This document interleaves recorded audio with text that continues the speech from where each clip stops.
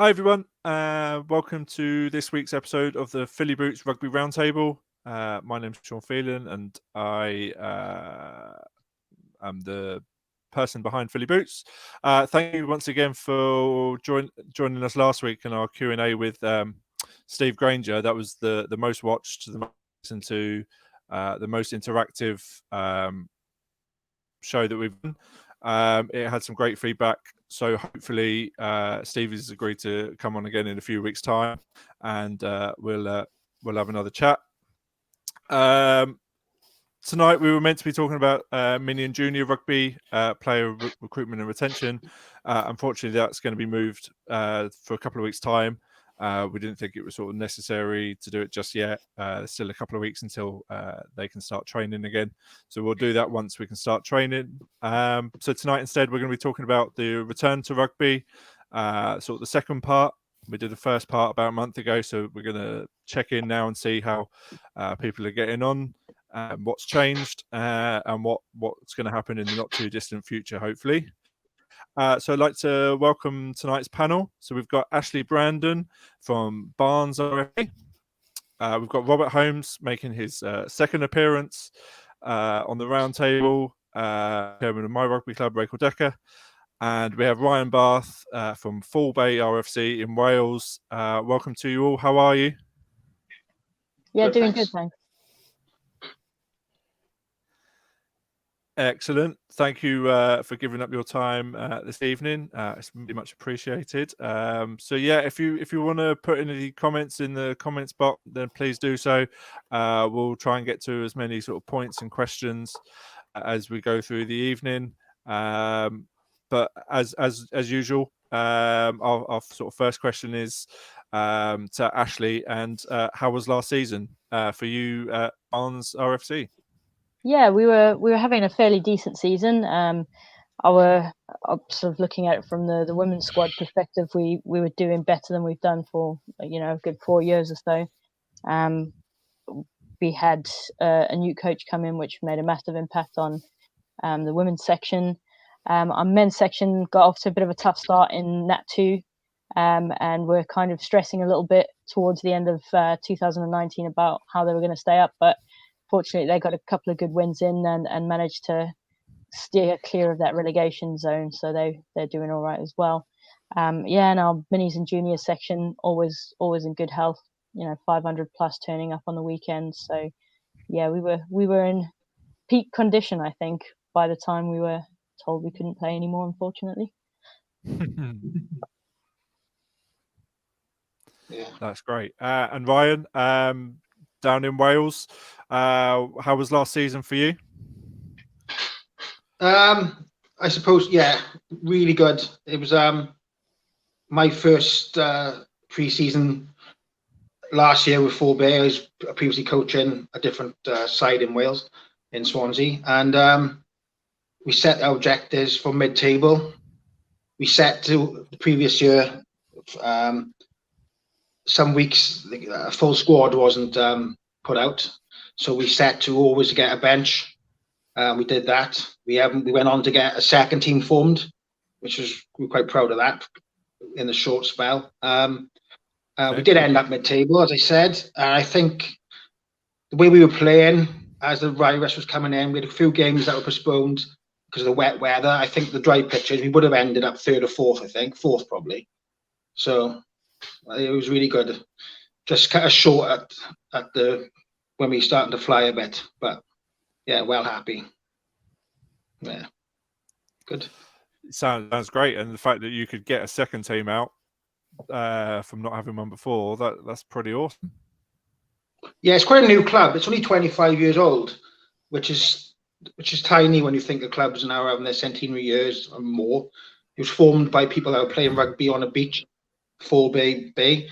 So it's new. But the second team, it was nice because the guys that were part of the set that 25 years ago put their boots back on to play for this second team. So yeah, it was good to see it coming back round. Yeah. Oh, that's excellent.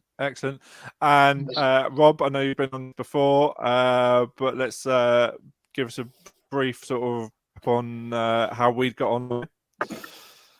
Oh, much like the other guys, 500 kids on a Sunday morning, mid-take. No, none of that at all.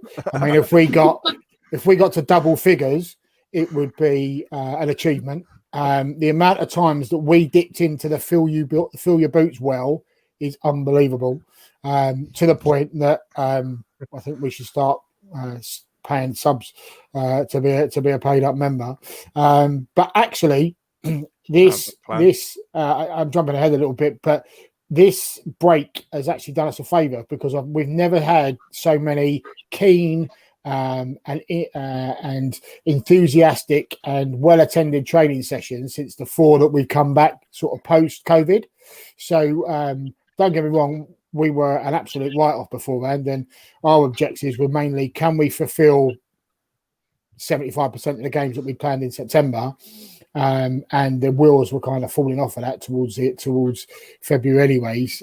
So we always get hit harsh with the Six Nations, but like I say, I think absence definitely has made the heart grow fonder for our guys. And in the last 4 weeks, I've got to be honest, I'm really, really excited for the season as it comes, whatever that looks like, because it really has kind of galvanised our guys into putting in proper shifts and turning up. So, like I say, last year, to be honest, probably did us a favour that it all got called off when it did, because I think we'd have stumbled towards the end rather than galloped. But yeah, it's like I say, it's all positive right now. I'm really looking forward to whatever comes next, really. Nice. So yeah, as I said, we're going to talk about the return to rugby, the return to sort of pre-season, what that looks like, what that's been like, the changes in varied maps and the changes in various touch rugby rules and all sorts of that malarkey. But Ryan, do you want to explain, if you can, what Wales's roadmap looks like at the moment? Only yesterday they updated it. They have these webinars. Yesterday's was basically the same health, the same safety measures. We got an online every session. Before you go on to this. Every player's signed up to my WRU locker, where you go on and that's where you register your club, and then you got it's a form, temperature, all the COVID tests. You agree that you haven't got them, then you can train. That's all the same, but only difference is now we can actually play touch rugby. It's not, they haven't put out, like I seen on the English rugby, where you've got a specific game with, I think it's touch twice and turnover. But as part of our training sessions now, you can actually make a touch contact. Still no equipment to be used. Still a distance I've seen, but obviously you can't distance if you're going to make a touch. So it's basically touch rugby. They still got the WRU take on is get in, get it done, and get out. So they don't want people turning up, which is a bit sad really, but it's how we got to do it. But a lot of people like getting training half hour before to have that social unwind, little chat, and then get into the rugby. But it's basically, if it's at 7 o'clock, if you start at 7, you get there 10 minutes before. You can't use the changing facilities. You come in your kit. This is what I don't know if England's the same. You train. You can't go in the change rooms after, and you're supposed to go home straight away. But you can't police that, especially when they're grown men. If they want to chat in the car park, this does happen. But it's just common sense, I think, at the moment. But touch rugby is massive, because that's what everyone's been asking for months. When can we have a game of touch? But we can now. So it's a positive step yesterday for us in Wales. Yeah, it's that passing of the ball, isn't it, and running around that everyone sort of seemed to have missed over the last few months. And yeah, this makes it feel more real. We're getting back to some sort of. Yeah, because I don't know what the rumours are about playing return with the RFU, but in Wales it's gone from January. Some say December, but it was looking like January. So if we had started when we would have wanted to start, we could have started in July without the touch-in, but fitness, we could have done a lot of conditioning work. It would have been the longest pre-season ever. And at our level, we would have destroyed.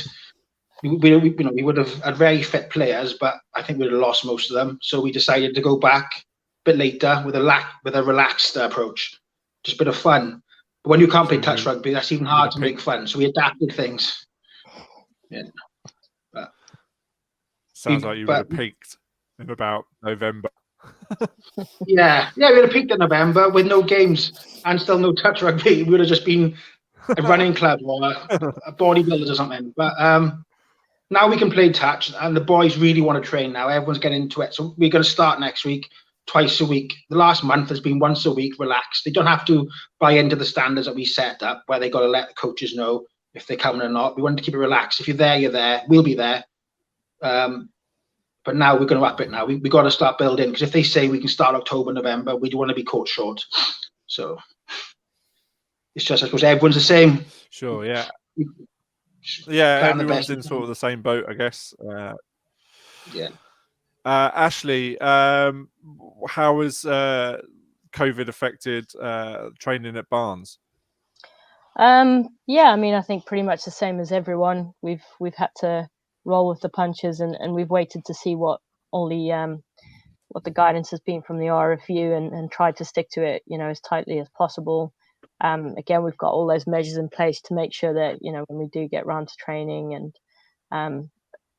everyone's signed in. Everyone who's said they're going to turn up or is thinking of turning up has let us know that they are going to be there, that kind of thing. And it's completely, I guess it's completely changed the way we do our normal pre-season, which everyone's going to be going through. But we started off with phase B, I think it was, where we were allowed to meet in groups of 6, and we got together as sort of families based on geographical location, and did set workouts for about 6 weeks. We kind of did that.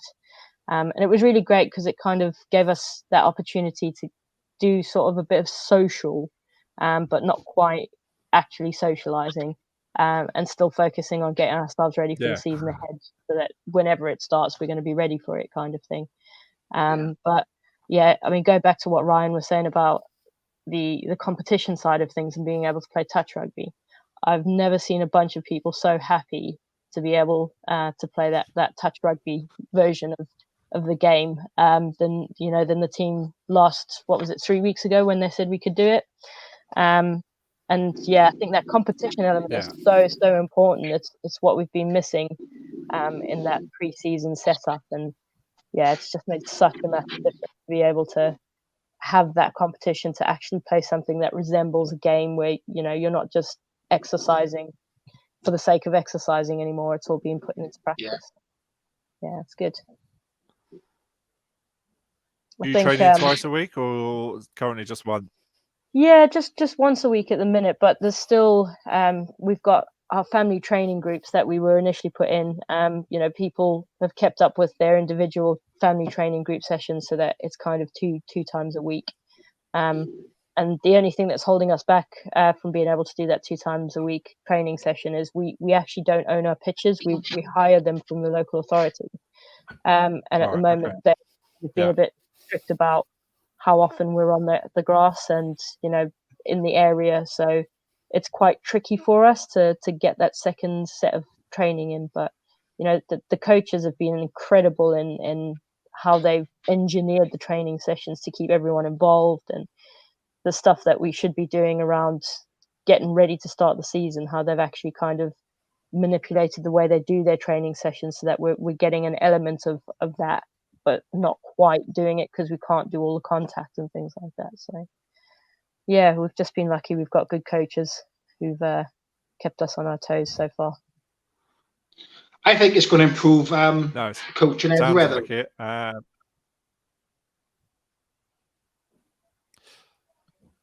think you're right, Ryan. Yeah, I think you will. I think we've all. Well, I've done it. Not all. Sometimes you just perhaps you haven't planned as well as you should have, and you've always got your okay, let's split. Let's do it. You've got your easy options, and I think there's been no easy options with coaching now. You've had to use your brain. You've had to be initiative, share ideas with other coaches, and I think these little things that people are doing now will probably continue. Like the sorry, I know this is for seniors, but the under-8s, my son's team, they really enjoy washing the equipment before and after, and it's like putting it away. I think it's, which they done last year, but not to this extent. I think it's going to build a good little a culture of high standards in a lot of people, where they have to be doing these new measures. That I think a lot of it is positive, and it'll probably stay. Some parts, hopefully, we'll be back to normal, but there'll be some good things out of this, I think. Definitely. And on the coaching things, Robert, I don't know how much of them you've watched, but how do you think club like ours, very small club, are going to benefit from all these and stuff that to be sort of all over the place, including like this one as well? I mean, we didn't start on training until sort of 4 weeks ago, because of where we're based out of sort of southwest London, North Surrey, and because of the geographical spread of our members, it was a bit difficult for us because we were still being told that it was kind of public transport was essential use only. So a lot of our guys come on public transport. So we was a bit kind of hesitant to kind of encourage them to take another journey on top of whatever they were doing for work, etc. So we kind of left it until the last knock-ins of that kind of stage B. And as Sean says, we're a really, really small club. We don't own our pitches. We rent them from a university, and to the point that our training facility is the local park to where we are. So and last year we were only getting 6 to a training session. So when we was on stage B, where you can only train in groups of 6, that was it, because that would be the whole session. As it turns out, the first week of that, we had sort of 12 guys turned up, and when you're struggling to get 12 or 13 for a game on a Saturday afternoon, to get to 12 to train in, 14 the week after, and amongst those two groups you're sort of 20 different names, it's really kind of worked well for us. And Nice. And like I say, us going to that, only having 1 week of that kind of initial 6-person pod, we kind of, again, everyone's itching to kind of do touch, because that's what you do as a kind of warm up before the game, and some other drills. We could go straight into that in week 2. So fortunately, our coaches elsewhere at a larger club, and had all the processes in place for notifications beforehand and letting us know that people were coming. And for us, we're very much a social side. So even if the only part of this new process we get is that there's better communication from our members that they're coming along to a training session, that would be a massive improvement for us, just because it makes it, I think our players understand that because everything's different and there is an emphasis on following the RFU guidelines quite closely, that you can't just, you have to tell people that you're coming, because our coach will build a training session for those numbers. So hopefully that's something that will stick. But so we only had 1 week where we can only do sort of fitness only, and I can assure you, Ryan, in Southwest London, or certainly in our club, fitness is certainly an F word that doesn't get banded around a great deal. Yeah, same with mine as well. Yeah. But no, I think you're right about kind of catching coaches on the hop. Like I say, our coach has been really good and has laid down some really good foundations, to the point that he was away last week, so I took training, and I hadn't taken a training session for quite some time. But I was able to use what he had done in the previous sessions and some other bits elsewhere, just to kind of keep it varied, because again, what you want to start doing is kind of a bit more around set piece and other equipment. And week 1, just having a ball was fantastic. And then you kind of prolong that, and then you can do a bit of touch. And now you want a tackle shield, or now you want a tackle bag, and you can't have that yet. And so, yeah, I think like you said, I think the culture of kind of keeping it varied, keeping it different, but only having one piece of equipment to use effectively, I think will, like I say, make coaches, make training sessions more interesting, because coaches have got to keep themselves, have got to keep the ideas coming. Otherwise, people will just get bored of it. Yeah, agree. Do you think coaching is getting much better because of the amount of content that people have been putting out over the last 4 or 5 months? I mean, I was sorry, man. I was quite pleased to see the instructions around this Ready4Rugby, that the fact that they've kind of given a blueprint of what you can do, but they've also then turned around and gone, you can change the size of games. You can change the attacking zone. You can to make it more difficult for the defence, or easier for the defence and more difficult for the attack. Just the fact that they've kind of come up with this idea that potentially if we move along the roadmap, we can do club versus club. But the fact that everyone knows that it is a blueprint and that it is quite fluid, I think is really kind of empowering clubs to take it from there. I mean, and for us, as you know, our coaching's got a great deal better because we've actually got Matt, who our coach, is actually with us and taking sessions on a Saturday morning. So for the first time in a long time, rather than sort of players taking bits and pieces of it, we've got a centralised coach, which we've not had for some time. So yeah, I think the Ready4Rugby works quite well on the basis that here you go, this is your framework, and then the rest of it, go for your life. How much Ready4Rugby have you played, Ashley? I mean, we had a training session a couple of days after the RFU announced that Ready4Rugby was, we were at stage C and we could play. So we've gone straight into it as quick as we could. What we've done, obviously, we've got quite, especially for the women's section, we've got quite a decent size squad. And, as the guys have said, because we've not been able to do anything for so long, the attendance is absolutely brilliant and everyone wants to be part of it. But, there's still those limits on how big the groups can be. So we have to kind of split the sessions a little bit, and the coaches all sort of have 2 or 3 skill zones that'll be running while you've got, another group of players who are actually playing in the Ready4Rugby setting. So yeah, we've loved it. We've loved being able to get back onto that kind of touch rugby. It's not a game for forwards. I found lots of us forwards struggling to get back on side quick if we're in defence, that's for sure. But that can only be a good thing when it comes around to getting back to playing properly.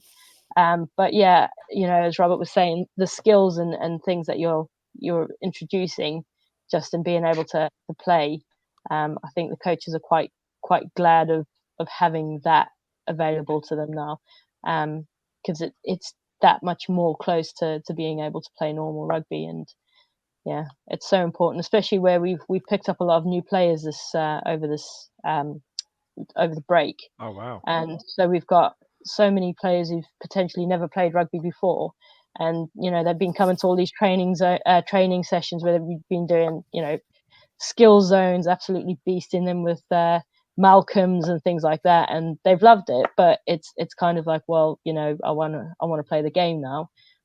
So this is, we're at that point where we can actually start showing them, this is why we've taught you this skill and this is how you use it in a game setting. So yeah, it's been invaluable. Nice.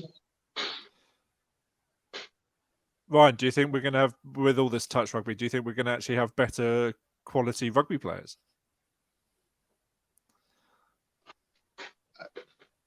I think we haven't got in Wales that, was it Ready4Rugby, that the touch game guidance that you guys have. But I think certainly now with teams that had to start back with skills, it's bound to help. It's bound to help, isn't it? That then you haven't just gone for pre-season and you've just been beasted from the start and it's all about conditioning and it's all about intensity. I think it's going to, getting back to a bit of basics, certainly won't harm. It's going to be good skills, maybe even skills that people haven't done for a while. Because when you stick to your position, especially when Ashley said about forwards playing touch, a lot of the time they may just carry up. When they have to pass the ball, it goes back to when they started the game when they were a kid and they learning their little out the backs and flicks and no, I haven't seen many do it mine, but it's it's skills that we can do now in training. It doesn't matter at this stage if it doesn't come off. But I think you said, Sean did at the start about all these webinars and coaching stuff. Is it going to be good for coaches? Yeah. I was thinking that it's got to be, it is, only if the coaches, like I watched so many, I've done all the RFU ones with Stuart Lancaster, but you can get a bit ahead of yourself.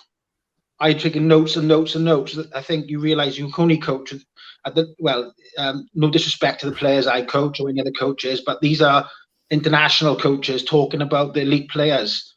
You have to, I think some people could get carried away, see all these top end stuff going on and bringing it into the lower leagues. I think you've got to be realistic, take the good bits, but you've got to just adapt it to where you are.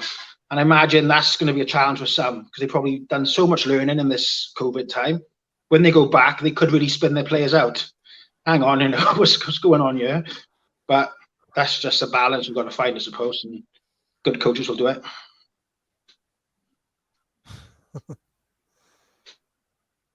Yeah, definitely. Yeah, just on that, rein them in a little bit. Sorry, Sean. Just on that, do you think then, because we're now all conditioned to kind of video conferencing and appearing on shows such as this, and almost I don't know about you, but broadening your rugby network, and I haven't even left my house, that actually the local RFUs or constituent bodies or wherever it's done in Wales or wherever, perhaps they should be having clubs having this conversation and coaches having this conversation at a lower level, because you've got the Stuart Lancaster webinars, and I've listened to it and seen a few that Eddie Jones has done, and you're right, you kind of go, I can't wait to put that into practice. And then, you know, we really struggle with numbers to be able to, even if we could do full contact tomorrow, to be able to get 8 people down there to practice in scrummaging, not going to happen.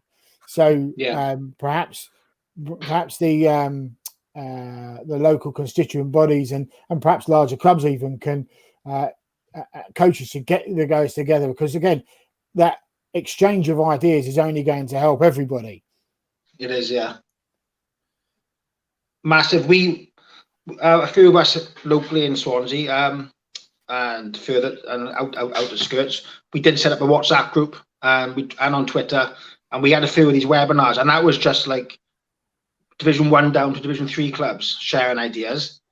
So we have, but then I think it dies out then. It's just, there's so much going on. I think the buzz is high at the start, but then, but certainly if it was run more officially, I think, whereas the like RFU do it with Stuart Lancaster and the WRU would do one with their elite coaches, perhaps they have like a community coach running them and inviting local coaches on, just to see how you could take the top and put it into the middle, I suppose, or the bottom. But I don't know if they got the time or the want to help the lower leagues. I don't know. Well, in England, they ain't got the jobs to do them anymore, but that's a whole separate issue. That goes back to last week's show. All right. That's what I was going to come to. This is a question for Ashley and Robert. Steve Granger last week sort of said, talked about what the new structure of the RFU is once COVID is back and all these redundancies that we know have happened, and there's only going to be 40 members of the RFU running the community department. Is things like this, Zoom and Skype and all this malarkey that we've sort of been having for the last 4 or 5 months, it's going to be the way forward now. Sorry, did you say 14 members running the community clubs? 40. Oh, 40. So, that's tiny. They've gone from 108. Was it 180 that are going, or was it 140? They were losing 100. Wow, there's something like 140 and they're losing 100 in London, isn't it? A year earlier. That's crazy. Yeah. I mean, I think from the perspective of you can't be everywhere at once, and you've got so few people. I mean, we used to struggle before sometimes to get in touch with our community reps, but you know, if you're scaling it back to that sort of level, I think, Zoom and these conference call facilities are going to be the way forward for a lot of the, you know, the knowledge sharing side of things. I think it's going to be tricky where you would have those community reps going out into sort of the low socioeconomic areas, places where, you know, the clubs wouldn't necessarily be able to get in, but because the RFU is the RFU, they can get in. I think that's probably where that massive impact is gonna be felt once we get back to playing normal rugby. But in the meantime, you know, for the clubs that are established and have these facilities available to them to have these conference calls and to attend the training through, you know, the internet. I just can't see it being done any other way. That would have to be the only way to do it, to reach, you know, the audience that they have to reach. Yeah, I suppose. I did hear this week. I don't know if it's true though. I think it's true. The WRU level 1 course is now going to be run online. So whereas it was a weekend, it's done online now for level 1. I don't know if there's level 1, level 2, level 3, and then level 4. I think is like where you get into the regional coaching. But so they're obviously starting to think that's how they're going to run coaching courses, which will be. I don't know how you could really do it from like we are sitting now, but I suppose it's a way that they can get money in it's while going to people be are a still lot of videos, isn't it? Yeah, It's just going to be a lot of video bits and pieces, isn't it? Suppose you film your session and send it to them in a week, and then they'll assess it, and you discuss over like this. Yeah, I mean, I don't see why kind of that online teaching model that you see in so many different industries couldn't work for this, because, like I say, you could sit down and you have the conversation online here. They send you whatever resources you've got. You can go away and practice that with your club. You can film yourself doing it. You can film your kind of my first session of doing it, my last session of doing it. So you can see that improvement. And I suppose from that point of view, at least then you're encouraging people that maybe has this accelerated their retirement plans to not play rugby anymore, but you don't lose them as a coach. So you don't lose them to the game, because they can still do their coaching and find their local club down the road and go back. And like you were saying before about your guys, the originals that you had kind of rocked out for your seconds, that kind of gives something back to the club, because they haven't got that the time commitment, and they can do it on a gradual process, and they can pick up as they go along. I think that sounds like a good idea. I mean, especially when you said that they could do it over gradual time, whereas they have to give up a whole weekend and they're older, they got families, they work shifts. They could run it on online where there's no time restraint. As long as you get the resources, complete the modules, get it done, film. Yeah, I think you spot on there. It could be something they could run really well, and people could come back. Yeah, because good idea. I think you should sell that. Well, but I also think you can break it down even to a granular level, that you can go along to a coaching session. You could take just one part of it, watch the coach that's there, do a couple of tasks, a couple of drills, a couple of like you say, modules, get in practice, and then rather than taking a whole training session on your own, because some people find that quite daunting, it could be quite a good way to introduce it. I mean, for us, we'd been talking to our local RDO, George Russell, if you're watching, hello, about trying to get them to do, or to get him to do some coaching, maybe even a larger club, one of our larger neighbours, because like I said, we are tiny in comparison, and I mean, you could throw a stone from our place and hit 4 rugby clubs. And clubs that have got sort of several senior teams and juniors and women's sections and all sorts, but to hold a session where we could come along and we could take part with bigger numbers and then kind of take that information away back to us. That's something that we've been talking about to do with our RDO for quite some time. And if he's gone and you've got his area, which again was Surrey, which is a ridiculous number of clubs, and then he's gone, and now someone's got that territory and the county next door, and the county. I mean, anyone in that area, you'd have 3 times the amount of clubs someone would have maybe in the West Country or in East Anglia. So it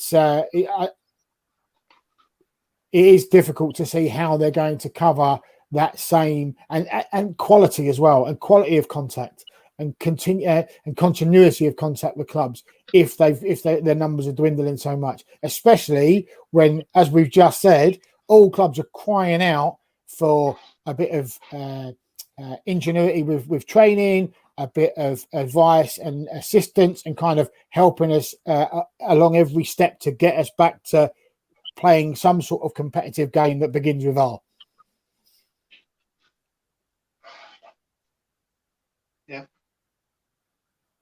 Yeah, I think so. It's going to be sort of a tough period, isn't it? It's no one really knows what's going to happen. So yeah, it's going to be a long wait to go. We've got about 10 minutes left, so if anyone wants to drop any questions in the comments, then absolutely we'll talk about anything in the last sort of 10 minutes. But so Rob, our training sessions we've said have been with sort of 12. Ashley, how many have you been getting so far, sort of all together? Anywhere between 25 and 30 players turning up to the women's sessions, and probably the same or a bit more for the men's sessions. The men do theirs staggered, so they do theirs slightly different. What would you have had 18 months ago, 2 years ago? 2 years ago? Oh gosh, 18 if we were lucky. A lot less, a lot more. Yeah, significantly less. Just, I guess, we've just grown over the last couple of years. We've been quite lucky to have some good recruitment. We've also built some really strong links with the local universities. Imperial College London, their women's rugby team, if they're not playing a game for Imperial College, they're with us on the weekends and they'll be playing for us. So we've managed to forge some good alliances with those teams, and that's been a massive contributor to the numbers that we get now, which we didn't sort of have a couple of years back. And you said you managed to recruit some players during lockdown. How did you go about doing that? Just big social media campaigns, really. Just making sure that where we were doing our family workouts in small groups, we were posting that online so people could see that, it is locked down and there are restrictions, but we're still able to go out and have fun. And I think that's social side of it. Not necessarily being able to kind of go out and party or meet up in big groups in the clubhouse, but keeping those family groups together, keeping them strong, responding really quick to anyone who showed any sign of interest on any of our social media kind of stuff. Just that kind of pushing to bring people in. And I don't think it was that difficult, because I think it was Ryan mentioned earlier where, people have been sitting at home doing nothing. They've probably been scrolling through their social media an awful lot more than they normally would, and coming across things like rugby, which there is that ability to train in small groups, which I think was probably quite appealing. And people will go, oh, I'll give that a go, or I used to play rugby, I'd like to go and have a run around and see if I'm still any good. And that social media cannot be underestimated in how powerful it is in bringing people in. But when you said about people saying, "Oh, definitely," when you said, sorry, Ashley, when you said people haven't had their boots on for a while, I think that's I've heard a lot of people saying that when they could play, it was their choice not to, and they took the game for granted. But when there was actually no option, there is no rugby. I think I spoke to people and they're like, "Wow, yeah, I am going to play again," because I realise how much how much they enjoy it. Yeah, the importance of it, and not just the game, the social side, more probably for a lot of people. Certainly people that have had their rugby, had their prime time playing, and just want to just dip in and out now, have the odd game. But I think it, yeah, if it does come back pretty soon, it'd be fine. Obviously, if it keeps going on and on and on, then everybody just be playing touch rugby and we make the best of it. But yeah, it's going to get a lot of players back, I think. Yeah, it's just been incredible, the number of people. And I think it is that whole thing of, your options are you can go running on your own or with, your mate who also likes to go running, or you can go to the gym now. But it's still very kind of singular, whereas with rugby, especially with moving up to level C now, you can train in larger groups. You can play matches between up to 20 people. As not a lot of sports that are offering that, or after you've been stuck indoors on your own pretty much for months and months, the opportunity to be in a group of people, I think, becomes quite appealing. So I think that's one of the main reasons why we've had such a good crop of newbies coming in. I think the only concern I have, well, I can see that could be an issue is that in Wales, the local park football teams, like the grassroots football equivalent of the rugby, they can start next week. Friendlies, full contact. So if there's anybody that used to play football or does a bit of both, they could be taken away to football for 3 months until rugby starts. You might not get them back. But that's another issue. I can't see how football can start contact when they're in the box head doing your man marking. It's a contact game. I know it's not 80 minutes or 90 minutes of full contact all the time, but if the virus is on that field, it's no difference. I think it's on a rugby field because it's two groups playing competitively who aren't in their own bubbles. They're coming together. That's probably another issue, but football's back in Wales next week. Leagues can play different teams, so it's not in-house training. They can play other sides coming from local areas, and then it's how rugby has to bide its time alongside that, I suppose. See where we are. Yeah, I think for the other side of the border over here, I think that's where that Ready4Rugby comes back to, because football can, you can play competitive football, you can play club football. The fact that we can now do this, and let's face it, it is touch rugby.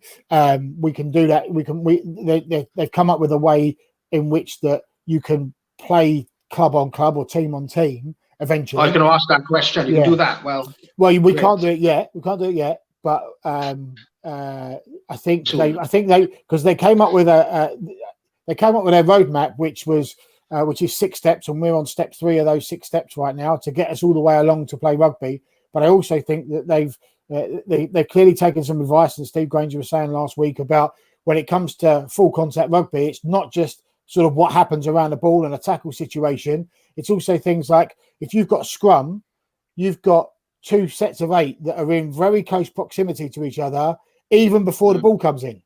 Now, don't get me wrong, when the ball comes in, they're all facing the same way, which is down. But beforehand, they're effectively, those front rows are certainly face to face. So it's not just about the kind of contact part of it. It's the other bit. Whereas I think they've tried to come up with this game that once we get there, we can play at the club, because that roadmap that they had before, I think they realised that actually the full contact part of the game is going to be a long way down the line. And this actually gets clubs being able to put on a game, bring another club down to them, play some sort of competitiveness. And going back to Ashley's point about the forwards, that'll be a great leveler when you come playing another side, because it will be a case of, right, do I put, and we've all played in those games where the opposition drops their front row out and sticks their spare back rowers in the front row, and when it comes to open rugby, they're absolutely everywhere, but they can't. You're not allowed to give them a nudge when you're in the scrum and they run you into the ground. We've all done that, but I think when you've got genuine sides that are going to turn up with forwards and backs, and how you play that kind of touch rugby and try and level it out, because again, it's just a framework to be able to turn around and go, look, you can't have any. If you're playing 10-a-sides, you must have at least 6 forwards on the park.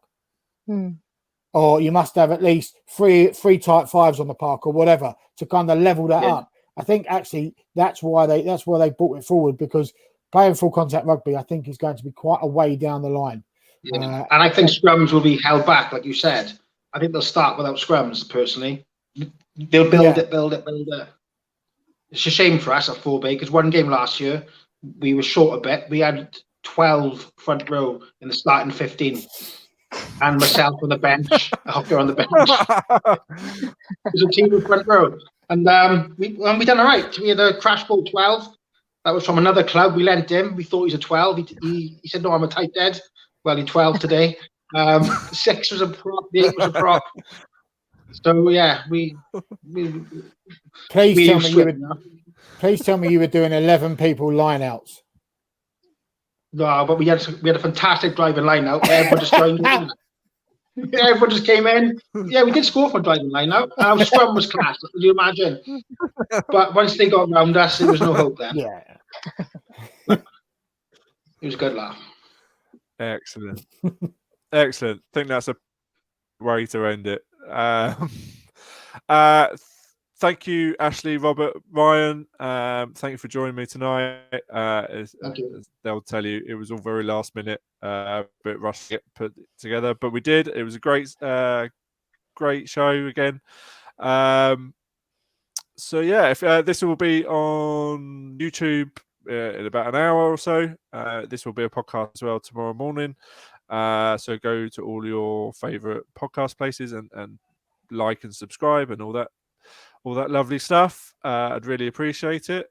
So yeah, we'll be back again next Thursday. We'll have another topic. But then in the meantime, yeah, Ashley, Robert, and Ryan, thank you very much for joining me, and we'll see you all again very soon.